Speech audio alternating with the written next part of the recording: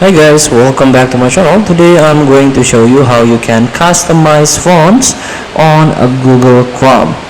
So the first thing to do, you can open your Google Chrome and click three dot at the top right corner of your screen and click settings. Here you can click on appearance button or option, and here you can see at the bottom there's a font size and customize fonts.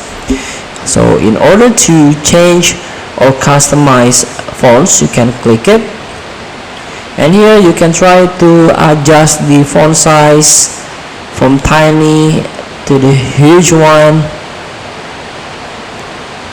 and minimum font size here, and also a standard font. You can change the font style: serif font, sans serif font, fixed width font, and mathematical font. And here, for example, let's try to upsize to a 28, and now you can open sites here. For example, as you can see, the fonts is larger than before. Now let's go back to the 16 or 15.